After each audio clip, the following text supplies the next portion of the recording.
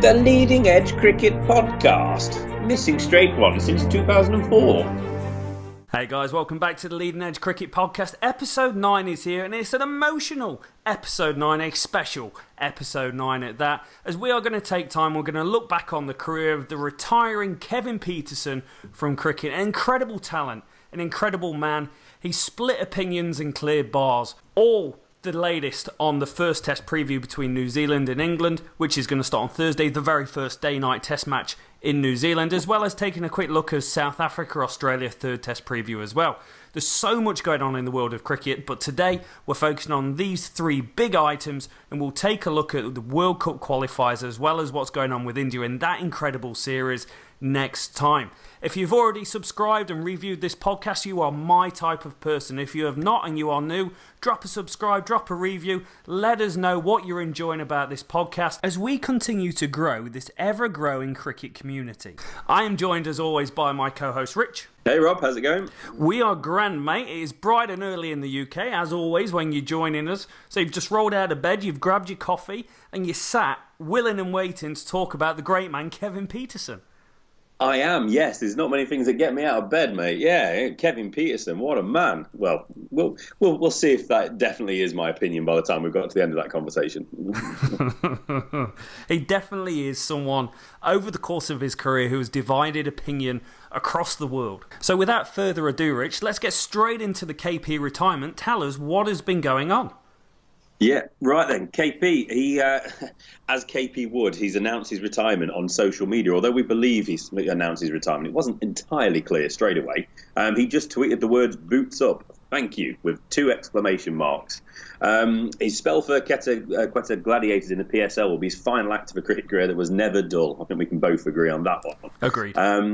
Yes, exactly. He's also added that he has been told, as if he needed to be told, that he scored 30,000 plus runs, including 152 50s and 68 centuries in his career. So, time to move on, tweeted Kevin Pietersen. As if he needed to be told how many runs he scored. He's probably got a little notebook, hasn't he, in his pocket. You know, he updates every day with his where he played, how many runs he scored, how many fours he got. I bet he doesn't put down the results of the game, though. No, not the results of the game. He's probably got a tattoo on his arm. It goes up a little number every time he gets another century. A modern tattoo. Another line. A little ticker. Love it. So Pietersen, we all know he started out in his native South Africa with Natal as an off-spinner, batting lower down the order. It's a strange one why he moved away from South Africa, but let's just say it's due to a perceived lack of opportunities. He decided on a move to England when he was 20, thanks to his English mother. And he moved to Nottinghamshire, Trent Bridge, which is obviously our stomping ground.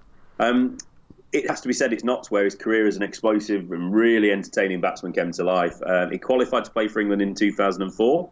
So we had to do a few years qualifying first, which we benefited, didn't we? Having popping down to Trent Bridge and watching him smash it to all parts. But yeah, 2004, that's where the fun began and the new KP was born. Pretty much straight away, as soon as he qualified, we had an acrimonious split from Nottinghamshire, and he joined up with Hampshire just as the international career was taking off. Pietersen, he finished his career second in all formats, shall we say? Across all formats, that's Test match, T20s and ODIs. So he's second in English history with 13,779 runs. Just for those who are interested, Alistair Cook is number one with 15,270. He's hit 8,181 runs in 104 Test matches at an average of 47.28. Yeah, and that's Kevin Pietersen. He went on to become a gun for hire, as we all know. T20 in particular, stints around the world, played for 5 franchises in the IPL. Pretty much all of them at one point or another, near enough. Melbourne Stars in the Aussie Big Bash, plus quite a few more, including his last foray into World 2020 cricket with the Quetta Gladiators. So that's a background on Kevin Pietersen. What a talent, unbelievable. Whatever my opinion of the man will be, and we'll soon find out, I'm sure, I don't think there's been anyone more entertaining and more exciting as an England batsman than I've ever seen than Kevin Pietersen. So from that point of view, you know, he's going to be missed. He has been missed for a while, actually, because we've not seen him for a while with an England shirt. But yeah, fair play to him. It certainly is, as he said, time to move on. Yeah, I think it is un-Pietersen-esque. You know, all the hurrah, the skunk haircut, the explosive shots, the reverse sweeps, the flamingo shots. He goes out playing in Pakistan and just sends a little tweet out like it's absolutely nothing. So maybe the man's changed a lot, or maybe this is the way he creates the biggest reaction possible, given the situation of him no longer playing international cricket. But he will be missed. He was a maverick. He was so different to anything else that England had in their top six when he came into that Test team.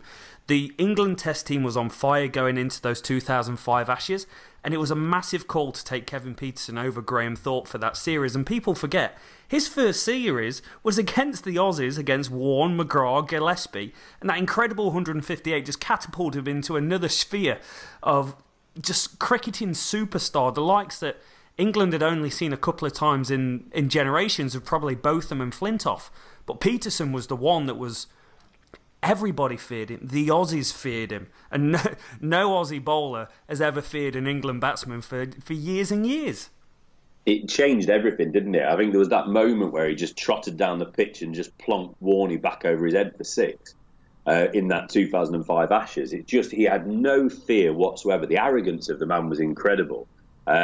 We know stories from back behind the scenes, let's say. They're common knowledge stories now, but back in the day we heard some stories from around Trent Bridge. And he was just a massively arrogant person. But it was England's gain at that time because he took that into his cricket on the field, and he had absolutely no fear, and he was going to intimidate and he was going to dominate as much as he possibly could. We crave a player like that. I mean, some of the ODI performances for England recently, we're starting to get that, Stokes and people like that, and the way Morgan captains, but we really still lack that player. I mean, look at the Test side, we'll talk about it in a bit, but there is no one in our top 5 or 6 that really plays with that bravery that Pietersen does, possibly with the exception of Ben Stokes. I just want to say as well how he finished his career. He scored 7 runs, pretty much empty stadium in Sharjah. That's not a Pietersen ending. If Pietersen hadn't have been, I'm going to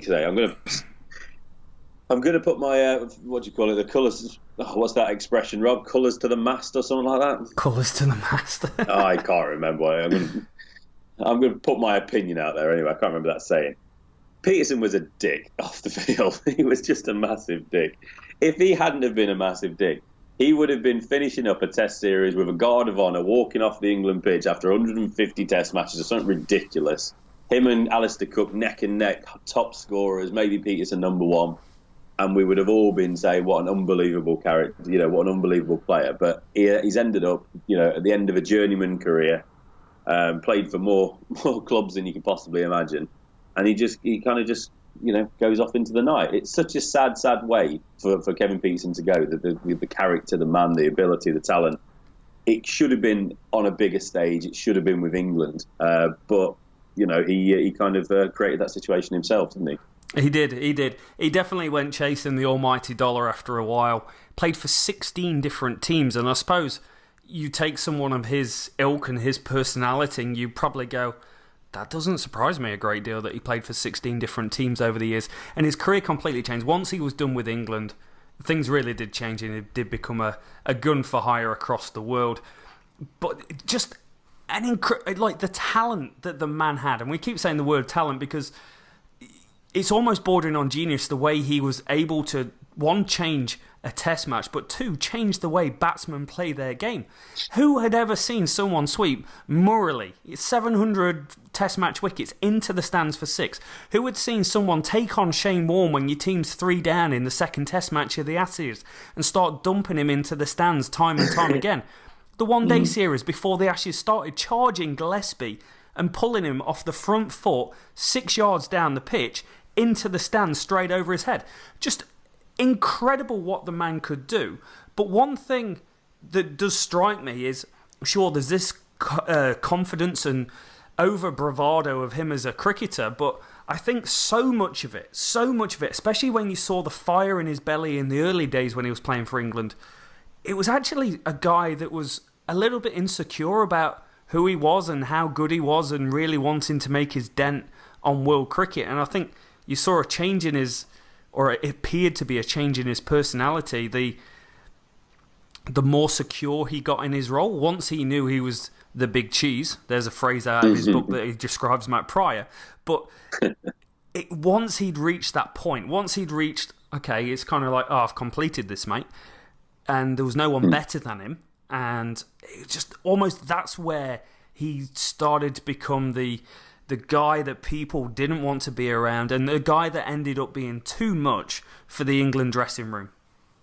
Yeah, you're absolutely right. And I think you're spot on with where he comes from as well. I think he was just desperate to be loved, wasn't he, throughout his career? Desperate to be liked, desperate to prove that he's brilliant. There are massive insecurities behind his game, which somehow he just turned into huge confidence when he actually picked up a bat and walked to the middle.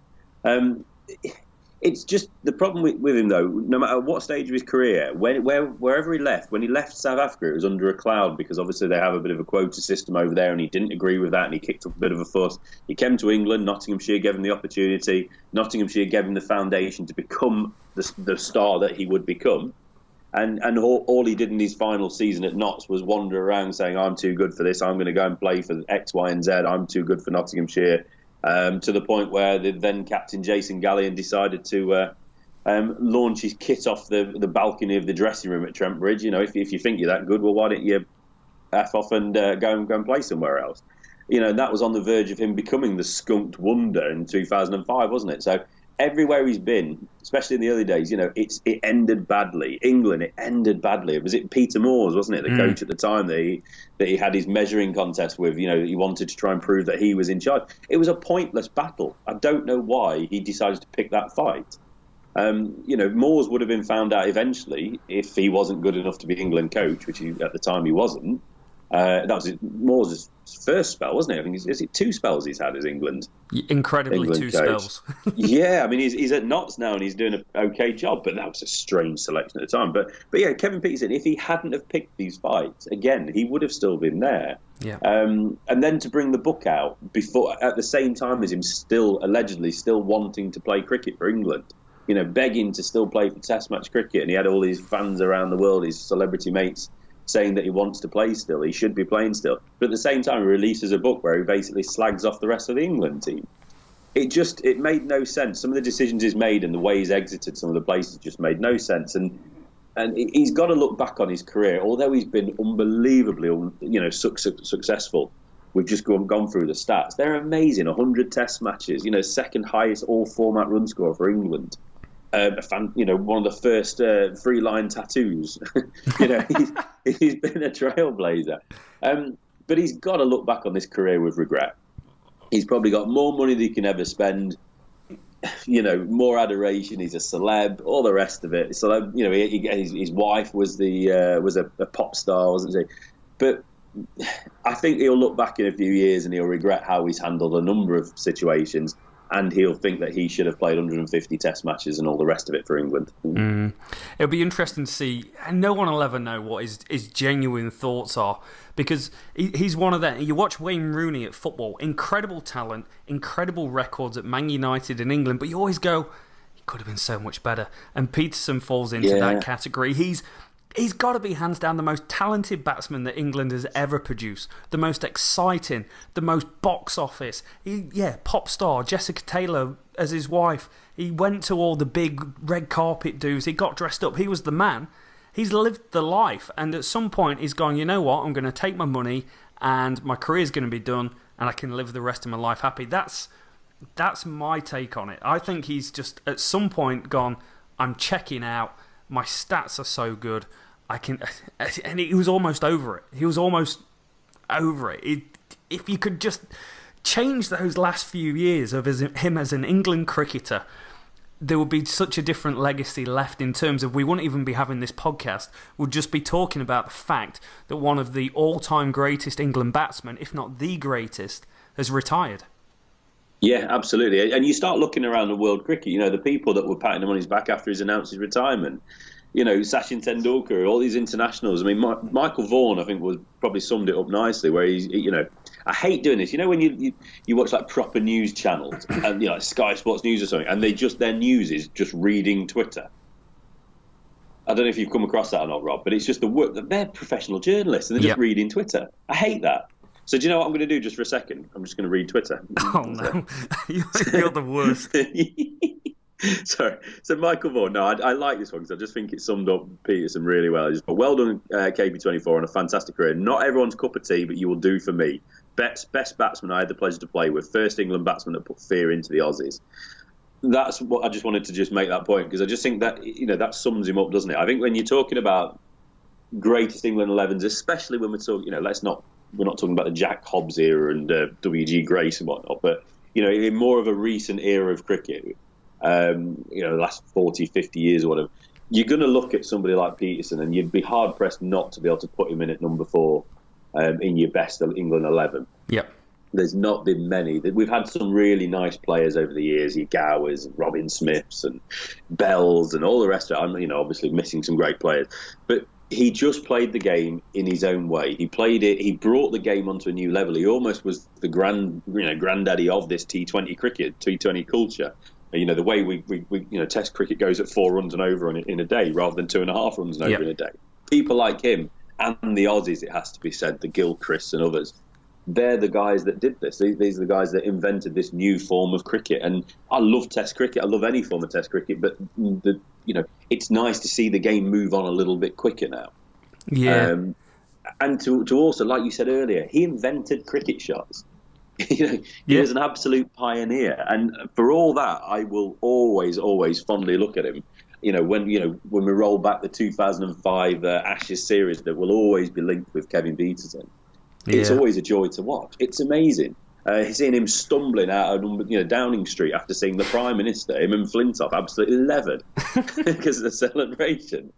I mean, what a proud moment to be an Englishman that was. Yeah, we've all been there, though, except ours was probably avoiding relegation from Division 3. Cigars out in a bar. Yeah, acting the Billy Big Boys. Yeah, I remember that. I remember you leaving messages for the league secretary on my phone, just demanding to know the scores to see if we've actually stayed up or not. So, I don't know how I didn't get into trouble for that. Oh, incredible scenes. Incredible. Ringing some old bloke at 11:30 at night. Hammered. One thing I want to say about Pietersen, and I think we've touched on it with the Aussies feeding, but he was a guy in Test cricket that never ever went missing at all. Sure, the last Australian series, you could go, oh, well, he gave his wicket away a few times. He scored more runs than anyone else. He could have scored more runs. That's part of the problem of KP. But if you look at his stats against Australia, and especially against India in India, he was so much better than anything else that England have put out there. Alistair Cook is the only one that really stood up against the Australians in a different series the way Kevin Pietersen has done time and time again. 17 Test matches, 1,500 runs, an average of 52 against the Aussies. That's incredible stats. And the ones against India, the best team in the world, they never lose at home. Pietersen, 12 matches, 1,250 runs at an average of 62, plus a double 100, plus 180 in Mumbai, 600s against them. The guy never went missing when England were in a Test match, minus that last series, maybe just a little bit. And the other point, in terms of records of how good he was, he achieved 5,000 Test runs in the fastest time calendar years in the history of cricket. And it'll be years before we see someone like Kevin Pietersen, and we've just got to hope that someone like Kevin Pietersen plays in a bloody England shirt again. Yeah, no, absolutely. And those stats are fantastic, mate. I mean, anyone that scores runs in Australia and in India, you just can't question their ability, can you? You're absolutely right, though. The end of his England career, though, he wasted that talent. He basically had that arrogance, like when he left Nottinghamshire. He was too good for Notts. He was too good for England by the end of it in his own mind. And he went out there thinking, I'll smash the ball around, I'll entertain people. But he forgot that actually he was part of a team, that if he knuckled down and got players to bat with him, who knows? There was a story, when he was batting with James Taylor, when James Taylor first came into the England side, he couldn't stand James Taylor. He didn't rate him at all. Taylor went away, he came back, and was an absolute nail on. He would have been batting at number 4 for England now, I have no doubt. He would. He was a hell of a talent. But Pietersen he had inflated his ego that much that he couldn't see that people coming into the arena needed his help as the senior pro. He didn't really transition into that. So the fact that he wanted to be a captain just was bizarre, because you have to put yourself first. Put the team first, not yourself first. But no, you're right, mate. He was a star. He was an absolute unbelievable player. I think he'll live with regret. I regret for him that he's not gone on to play more, because if he had pulled himself back a little bit, he would have been unbelievable for England for a number of years more. Before we wrap this up, I just want to just pass on a little memory for me and the first moment I knew KP was going to be a star. It was a year or so before he could play for England, but we were already talking about him being an England player, obviously being able to go and see him at Trent Bridge so much. But I think it might have been me and you, Rob, actually, at Trent Bridge one day. And there was one shot, he was rolling. And I just remember that someone bowled one shot and he pulled it, and I didn't see the ball. And within a fraction of a second, I just heard a smash against the seats in one of the stands. And I'd never seen a ball hit so hard and so flat for a six before. It was just at that moment, this guy is a stud. He's going to play for England the first day he qualifies for England, and that's the memory for me that I'll stick with. And there's plenty more after, but that was that first moment of this guy he's got it. I remember that. I remember it like it was yesterday. For me, mate, there's so many, but it was in South Africa. Against all the pressure, all the hoopla of Kevin Pietersen versus Graham Smith. Kevin Pietersen playing in South Africa for the first time, and the guy hit 3 one-day centuries in a 5 one-day international series against South Africa. Yeah. Just the balls of the man. That's the Kevin Pietersen that was missing at the end of his career, but that made me go, this guy, everyone jump on his back. This guy's going to lead us forward and to be a better team. And we're going to play cricket like we've not played cricket before. And we did that. We did it for years. Take out the last year. Kevin Pietersen, legend status, hands down, my favourite England batsman to ever play Test cricket for England. Brilliant. I think we'll leave it on that note, mate. I think we'll leave it on your positive note. That's the way to do it. Awesome. KP, boots up, feet up, all the rest of it, and I'm sure we'll see him on a TV screen soon pushing a new book. So, right, you the last sort of memory for you was South Africa, so we're going to jump on to South Africa, Australia. The third test, we're very close to the third test match, and there's been plenty talking about this, hasn't there? So we're just going to roll through this, and then we'll just quickly roll through New Zealand-England preview of the first test. So, this is quite an interesting one, Rob. I think you'll appreciate this. After the second test, Mitch Starc has admitted that they were worried about AB de Villiers. The Aussie skipper, Aussies known for their aggression, never say die, don't take a backward step. The kangaroo and the other whatever on the badger coat of arms, they can't walk. They can't go backwards, can they? Apparently, they can't physically go backwards. Anyway, so Steve Smith apparently asked Mitch Starc to bowl a negative leg side line to try and restrict AB. I love that. Starc, in his press conference, was not impressed, but he did the old, if it's what the captain wants, and that's what he'll do. Yep. So I'm kind of hoping that the Aussies can work out a more positive way of attacking de Villiers and, kind of put the white flag back in the kit bag. Yeah. I've not seen... don't like that. I've not seen a team do that for a long, long time. England famously did it to Sachin Tendulkar on the tour of India. Somewhere between 2005 and 2010, maybe one of the tours there. And Ashley Giles was just bowling round the wicket into his legs, dull and sour. But it worked. We got him out for 85 or whatever it was, and it didn't quite work as well for the Aussies, did it? Rob, you're talking to a man that was in India for that Test series. It was 2001. That was 2001. It was 2001. It was the tour where it was just after 9/11, and Hoggard and Stewart. Hoggard played.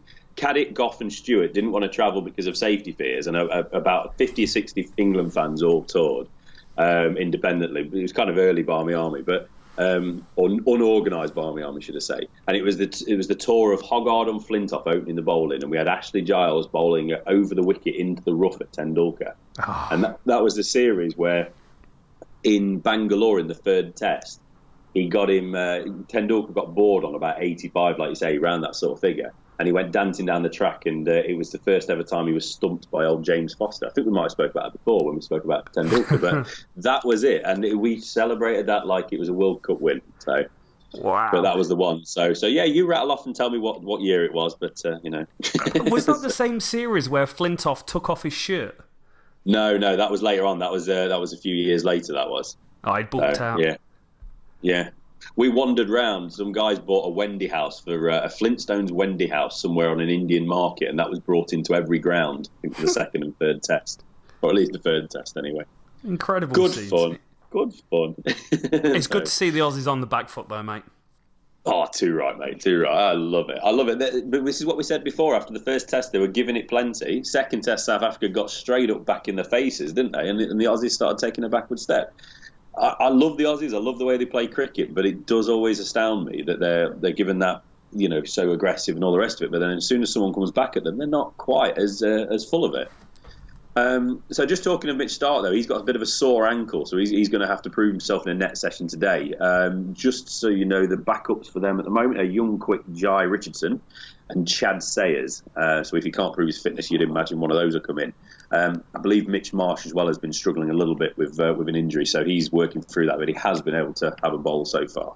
Okay. So we'll have to see where we are. Hopefully Starc can play because he's as good as there is in world cricket at the moment. Yeah, and you want to see the two best teams play against each other with the best players on the pitch. Yeah, too right, mate. Too right. And talking of that, brilliant segue. Kagiso Rabada. He's available after he was banned, wasn't he? He had the level 2 offence, which meant an automatic ban for the man. But he's available to play after the shoulder barge charge was dropped after he called in the lawyers. Apparently there's a 6-hour hearing.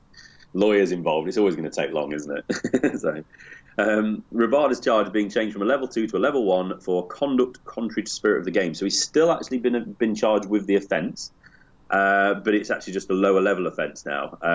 So he's lost 25% of his match fee and only 1 demerit point instead of the 3 that had initially been given by match referee Jeff Crow. The key issue was whether he had intentionally made contact with Smith, and the panel spokesman said they were not comfortably satisfied that it was, and therefore finding not guilty. The chap went on to say, I am entitled, however, to consider whether the conduct involved conduct as a lower level offence, and I consider the conduct was inappropriate, lacked respect for his fellow player, and involved non-deliberate and minor contact. The actions contravened the principle that a dismissed batsman should be left alone.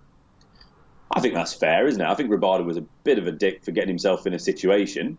Smith should never have been anywhere near him. I think we agreed on that, didn't we? So we did. So I think I'm glad that this has been overturned because I want to see Rabada play in the third test. But Rabada does need to pull his neck in because he's had too many incidents like this, and he needs to be available for his team.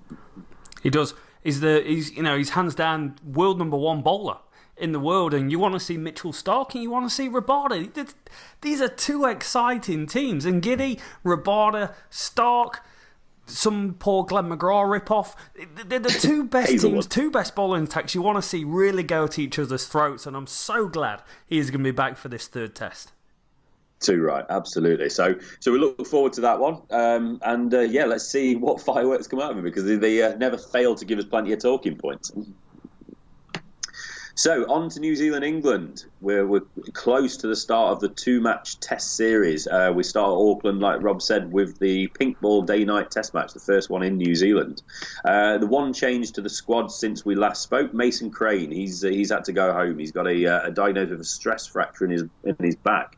So really disappointing news for Crane. Hope he comes back stronger and, he's ready for international cricket. But maybe this break... Oh, sorry, that's a really bad choice of words. I was about to say this break from the game. Soz, mate.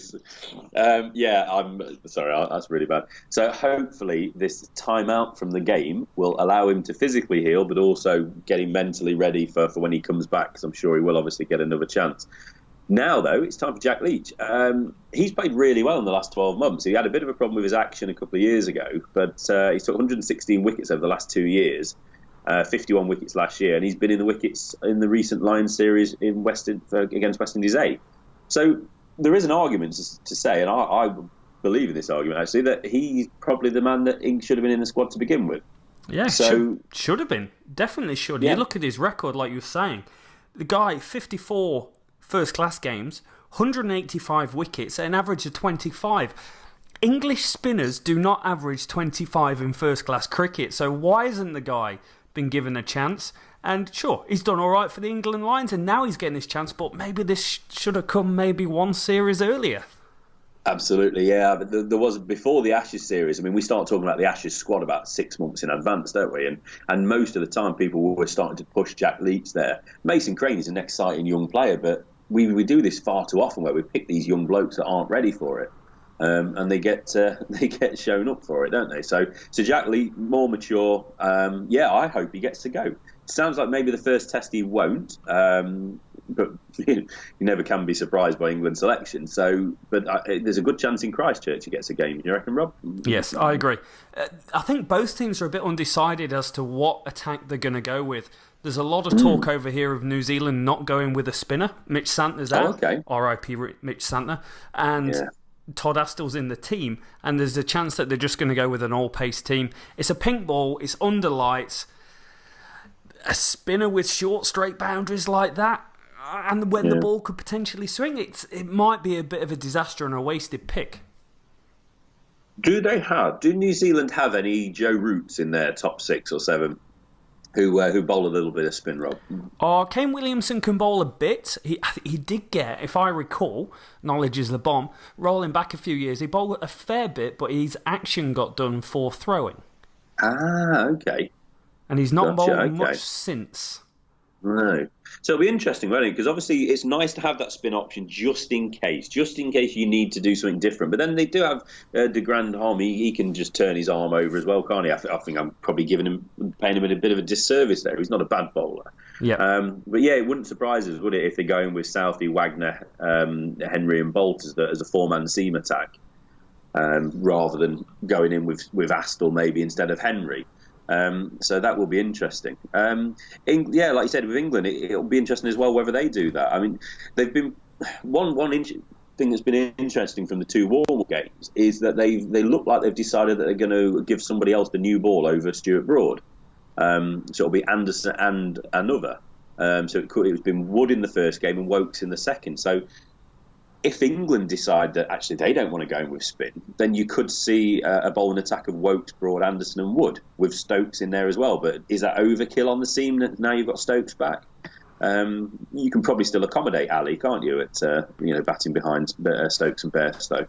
Yeah, I feel playing Ali gives England more depth. It's a different option. It is a genuine spinner, maybe not a world-class spinner, but it's a spinner at test level. And it's his runs down the order. He's so good playing that 7 or 8 role. When he gets to play 7 or 8, he's not. We've established in Australia he's not a 6, but he is a 7 and 8, and a damn good 7 and 8. And it's the makeup of the squad and the makeup of the team. And you put Ali and Stokes in that team, and you're like, wow, our batting lineup's great, and we've got bowling options. Yeah, I want to see him do it though. I mean, I love Moeen Ali, but he's one of those because he's not. Would he be in the team as a batsman or would he be in the team as a bowler if he only had one of those strings to his bow? And I'm not sure he would be. Probably neither. So although he is, yeah, exactly, and as good an all-round player he is, and I love watching him when he's in full flow and bowling. I mean, he's come on no end as a bowler, but for me, I want to see. It's almost like a game to game. I've got him on a rolling 1-game contract. In my selection eyes, and I'd like to see Leach get a go in the second test. And if Moeen does play in the first and he doesn't do much with the ball and he doesn't do much with the bat, give Leach a go. Put him in. You can bat Wokes you can move Wokes up 1 to 8. Is that right? 6, 7, 8. Yeah, and then you've got Broad, Anderson, Leach as your 9, 10, 11. You've still got plenty of batting, haven't you? I mean, if we assume it's going to be Cook and Stoneman, if the 3, 4 and 5 is going to be one variation of Root, Milan and Livingston, you've got Stokes at 6, Bairstow keeper batsman at 7. So 8 could be Wokes. Wokes is a good enough player to bat at 8 in international cricket. Yep. 9, 10, 11, Broad, Anderson, Leach. There's plenty of depth there. Stokes is the key, isn't he? He's just the balancing point for that lineup. So it'll be interesting. It'll always be interesting with cricket and selection. I think they'll go Ali in this one. I think they'll go Wokes. And I think Wokes, by the look of it, might get the new ball with Anderson. And then you've got Stokes and Brodie coming afterwards. That's still a good attack. It's still a pretty good-looking team. We'll talk about big series for people and Moeen Ali. But one on just outside of the radar where this is actually a really big deal is Stuart Broad. 399 test wickets. And he's won to join the 400 club, which is an incredible achievement. He's been a stalwart with the new ball for the last 7 years. And reading about one of his biggest problems, his bowling average has gone up to 36 over the last calendar year, just for that calendar year. And he's actually been struggling against the left-handers. And what he's doing, he's opening up his chest and he's struggling to take the ball away from the left-hander. So he's actually spent 10 days in isolation in the indoor nets working through his action. So he's putting in the hard yards going, actually, there's some other guys here who are damn good at bowling and want to bowl with a new ball. It's the prestige of bowling with a new ball. You're expected to take wickets. Brodie hasn't had the best run, and it's good to see him putting in the yards to make it work and try and make himself get that new ball back. Yeah, absolutely. Completely agree with you. And I think I saw something. He was actually having his back home at Trent Bridge, wasn't he? He was just working on something, just trying to iron out some kinks in his action. I think it's white ball cricket, isn't it? He's changed his action up a little bit just to do that. So he's just trying to get it back to red ball, because he doesn't really do much with the white stuff anymore, does he? So fingers crossed Broady comes back, because there is nobody better when they hit the straps. And in that spell, I mean, we remember a couple of years ago, in the Ashes in England against Australia, when we skittled them for, what was it, 60, 61 or something? 60. That was incredible. And somebody who was on this podcast with me was good enough to let me have a couple of tickets for that one. Oh, he's a good sort, this bloke you talk about. He's not a bad bloke at all, that one. So yeah, so massive credit to you and your awesome old man, mate, for allowing us to have those tickets, because it was just the most incredible spell of bowling I've ever seen. And on his day, there is nobody better when he gets on a run. Nice. It helps that everyone caught every nick. It does help. Cool. All right. So anything else to add to that, or are we good to? I think there's one more. There's been one Yes. more call up into the New Zealand team. So Ross Taylor's been having this injury over the last while. Martin Guptill's been called up as batting cover for him. Now Guppy hasn't. Guppy. There we go. We're back on nickname terms, aren't we, Gupster? I don't know what else to say, Rob. Have you got any more nicknames for him? No, Fish? just Guppy. But he hasn't played Test cricket since October 2016, and in essence, everyone thought his career was done. He was in such good form in one-day cricket. Big double 100 in the 2015 World Cup. Couldn't quite get it done in Test cricket, getting out LBD, and getting nicked off.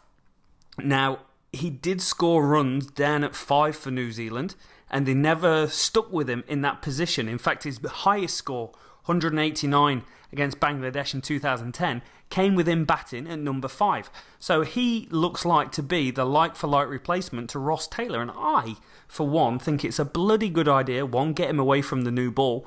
But two, he's so destructive. He's so good when he's on his day. I just think it's too early to shut the door on Martin Guptill as a Test cricketer. Oh, too right. Yeah, the man's got bags of talent, hasn't he? And it's I don't want to keep mentioning this guy. It's almost like we're having to mention him every week, but he's similar to a Hales, in the England camp. But let's forget about what Hales has decided. But Hales at the top of the order in Test cricket isn't quite there. Hales at a number 5 or a number 4 or number 5 could be unbelievable in Test cricket. Guptill is exactly the same for me. That it'd be interesting to see him in that middle order. And if he starts batting with a tail, he's just going to go for it, isn't he? He is, mate. And I think that is going to do us for today. We've covered the emotional Kevin Pietersen story. We've covered the New Zealand-England game, which the one and only Rob of the Leading Edge Cricket Podcast will be there day 1 and day 3. Day 4, I'm at a baby planning thing. Let's not just ignore that a little bit. We'll try and get out early to go to the cricket. It's a day-nighter. And we've also covered the big South Africa and Australia third test, which is starting this weekend as well. Next time on the Leading Edge podcast, we will take a look at the Nidas Trophy, the incredible final between India and Bangladesh. We'll start to eke our way towards the IPL preview show, which is a work in progress at the moment. We may have a bit of an update on the North and South games, and we'll have a county championship preview coming for you very, very shortly. So don't forget to rate, review, subscribe wherever you pick up your podcast, whether it's YouTube, Apple or Android. We are there. It is goodbye from myself. And it'll be goodbye from me as well then. Goodbye.